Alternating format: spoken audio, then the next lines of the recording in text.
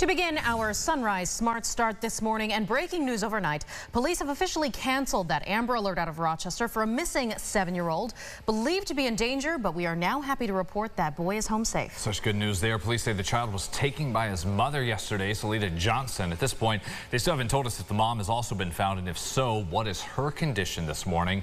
The alert was canceled. Saw that from state police just before 1 a.m. That was about an hour after the child was found unharmed inside a home in the city. RPD says more info will be released later today. And also breaking overnight, a death investigation on Hazelwood Terrace. Around 11:30 last night, police say a call came in about a woman stabbed. When the officers got there, they found the 43-year-old victim's body inside of a home.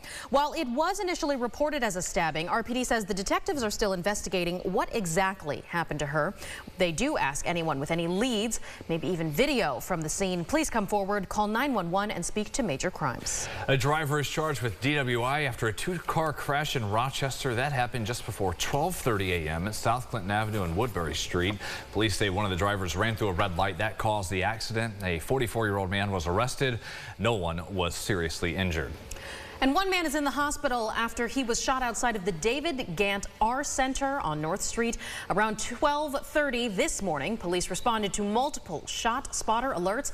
No victims found on the scene, but soon afterwards, a 54-year-old man was dropped off at the hospital. Police do say he is expected to live. No arrests have been made, and this investigation is ongoing.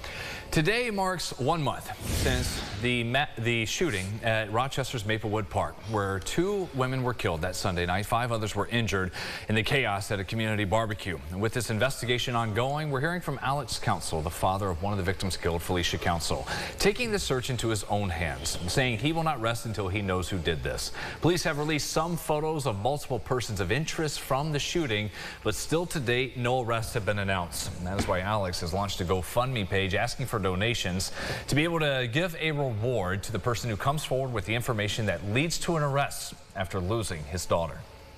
The more money's out there, the better chance I have of catching those killers. This is not just for me, this is for you too.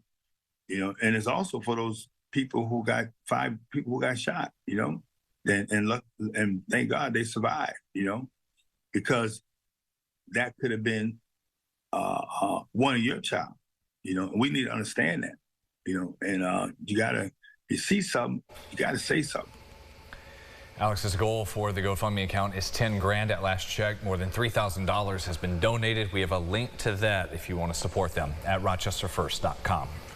Happening today, the man accused of shooting a teen girl in the head and hiding her body in some woods in Rochester. He's set to appear in court. Police say 27-year-old Rain Tapiato murdered 16-year-old Jacara Lopez Moore, who he was acquainted with.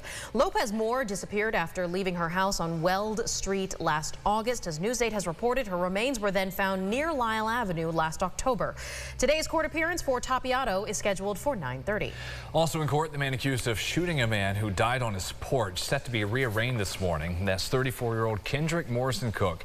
Previously pleaded not guilty to murder, and police say he shot Jeremy Prescott after an argument at a home on Lorenzo Street back on July 9th. Morrison Cook currently being held with no bail. His court hearing is at 2. And a preliminary hearing for the man charged with murder, accused of stabbing a man to death in the city last week. Police say 32-year-old Justin Porter killed 31-year-old Brandon Wyand and at the corner of Joseph Avenue and Seabrook Street. Investigators say they believe Wyand found a package of drugs that Porter had dropped on the street. RPD then says Porter discovered Wyand picking up the drugs, tracked Wyand down and attacked him. Officers arrested Porter on Friday. Porter previously pled not guilty to all of his charges, currently being held without bail. He is due in court today at 2 p.m. Something else going on today for new parents or those unsure if the car seat is safely installed in your car. Don't feel bad. We've all been there. You're in luck. The Governor's Traffic Safety Group is putting on a free car seat inspection site with a lot of help today. Certified child passenger safety techs are going to be at Golisano Children's Hospital there from 10 to 2. If you can't make this one, organizers say don't worry. The free inspections, just a courtesy check. Those are available year-round by an appointment, and so important to take care of that. Your Sunrise traffic, speaking of driving out there around the metro, we have been clear all morning of any serious issues, congestion, or accidents. Nothing on our list right now on the main expressways as you're looking at 490 coming in and out of downtown, passing by the ballpark. We'll have another Sunrise traffic update during CBS Mornings at 7:25. RIT is welcoming a new class of young scholars, supporting them to succeed despite any financial difficulties. The Rock City Scholars Program, it's been around since 2010, provides students from 12 different public or charter Rochester City schools the chance to go to college and make sure that money does not stand in their way.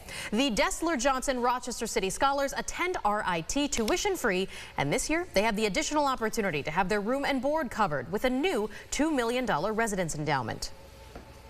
I remember I always wanted to go to RIT for as long as I could imagine, and I think it's just a really great experience, and I think all the people I know who are in here too deserve it. I think we all deserve it, and I think it's just a great opportunity for all of us. Yeah, congratulations to them. And this is the second largest group of scholars out of the 350 total graduates that have already benefited from this program. They're going to be starting school here very soon. That is awesome for them. Getting us out the door here, James. No light jacket this morning. Yeah. None. Right. How about the clouds? Just haven't seen cloud coverage in the past couple of days. So that's just a different view over Rochester, but a familiar one. As we always like those clouds. Rochester 75, how about that number? Dansville 73, Penn Yan, Sodus also at 73. It's very warm out there now. Numbers hold pretty much all day long in the lower 70s. Still a chance for rain later this morning, but the signs are pretty weak for that shower or thunderstorm, so I don't expect much throughout the day. Let's take a look at your 8-day forecast. Rest of the week, Thursday, partly cloudy. I think it's a pretty nice day with some partial sunshine in there. Friday into Saturday, that's our next significant cold front. That brings storms, and then another system on Sunday. So unfortunately, we'll have to deal with storms likely for the first part of the Labor Day weekend. Boy, how about a 51 for some of our kiddos first day next week? Yeah, Bus stop. Thanks for watching Sunrise. Our next update in half an hour. Have a great day.